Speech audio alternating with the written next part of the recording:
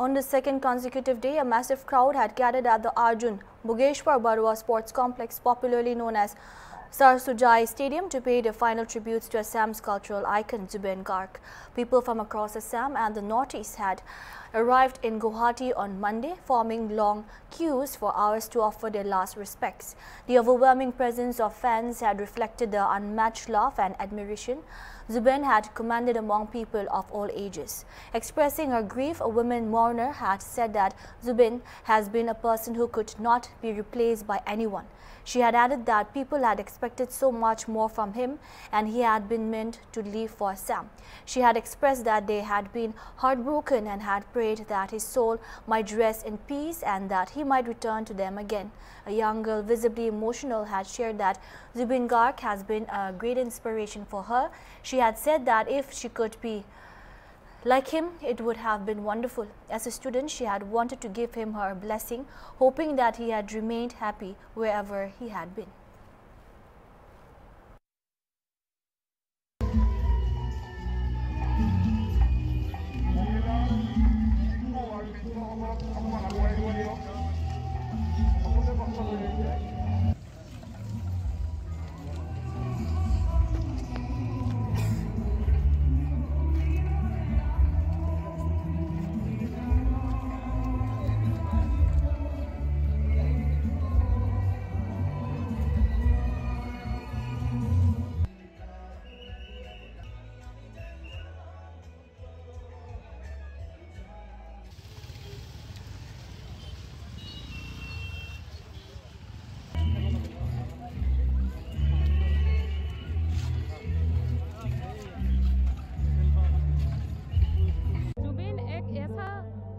था जिनकी जगह कोई पूरा नहीं कर सकता।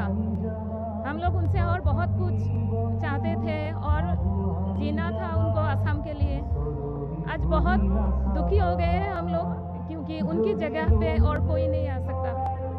तो हम लोग भगवान से प्रार्थना करेंगे वहाँ जहाँ भी गए हैं वहाँ शांति से रहे और फिर जन्म लेके वो हम लोग के बीच में वापस आ जाए, यही मांगते हैं हम लोग।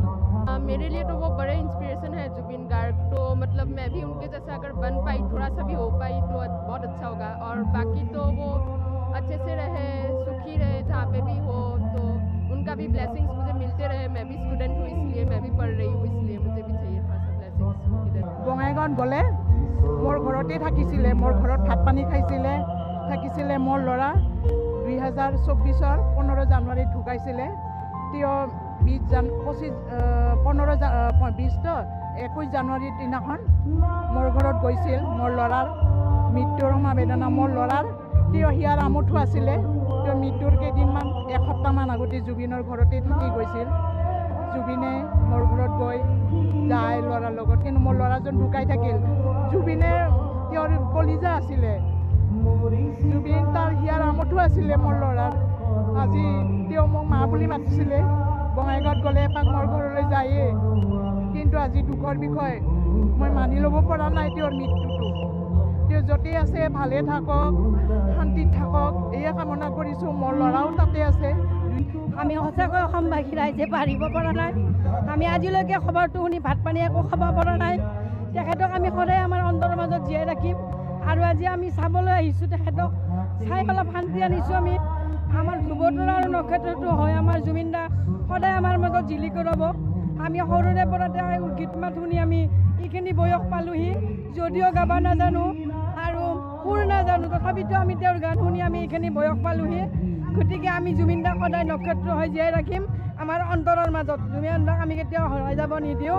জয় জুবিন দা। আৰু জুবিন দাই আমাক কৈ গৈছিল যে মোৰ মৃত্যুৰ পিছত অসমবাসী ৰাইজে এইটো গান গাব। এইটো গান দুফাকি গাই দিব দিছোঁ। Personality who we shall never forget. May his soul rest peace in the heaven. This is my prayer to the Almighty. Thank you. I am from Lamding, Assam. Really, everybody should praise him. Everybody should follow his example. He is really unique. God gifted. Jubin रोज हम लोग के साथ रहना चाहिए, रोज हम लोग के दिल में रहना चाहिए। हम मतलब एक्सपेक्ट नहीं कर सकता है अभी